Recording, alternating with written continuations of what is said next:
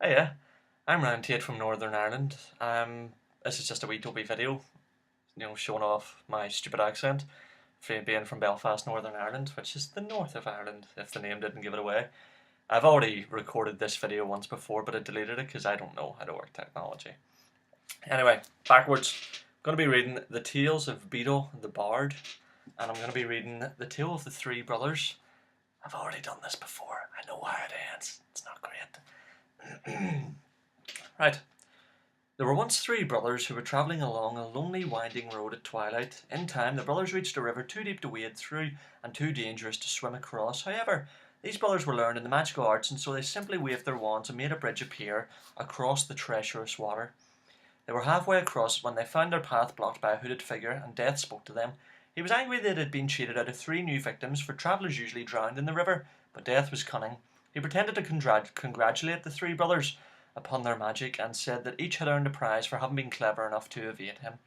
So the oldest brother, who was a combative man, asked for a wand more powerful than any in existence, a wand that must always win duels for its owner, a wand worthy of a wizard who had conquered Death. So Death crossed to an elder tree on the banks of the river, fashioned a wand from a branch that hung there, and gave it to the oldest brother.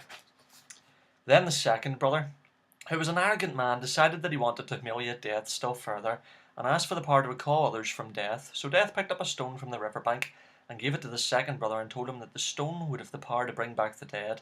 And then Death asked the third and youngest brother what he would like. Now the youngest brother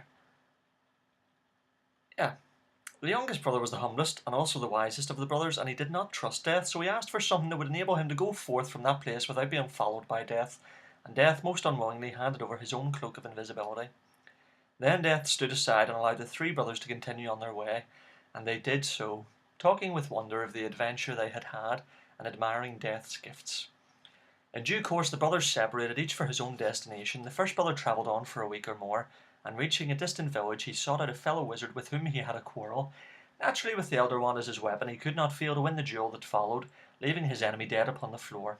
The oldest brother proceeded to an inn, where he boasted loudly of the powerful wand he had snatched from Death himself, and how it made him invincible. That very night another wizard crept upon the oldest brother as he lay wine-sodden upon his bed. The thief took the wand, and for good measure slit the oldest brother's throat. This is supposed to be a children's book. And so Death took the first brother for his own. Meanwhile the second brother journeyed to his own home, where he lived alone. There he took out the stone that had the power to recall the dead, and turned it thrice in his hand. To his amazement and his delight, the figure of the girl he had once hoped to marry before her untimely death appeared at once before him. Yet she was silent and cold, separated from him as though by a veil. Though she had returned to the mortal world, she did not truly belong there, and suffered. Finally the second brother, driven mad with hopeless longing, killed himself so as to truly join her. And so Death took the second brother for his own. But though Death searched for the third brother for many years, he was never able to find him. It was only when he had attained a great age that the youngest brother finally took off the cloak of invisibility and gave it to his son. And then he greeted Death as an old friend, and went with him gladly, and equals they departed this life. That's it. There's a wee bit by Dumbledore there, but I'm not going to read it by Albus Dumbledore, because I don't want to. It's my silly accent, so it is. Belfast, Northern Ireland. Represent. I don't know why I did that. Bye-bye.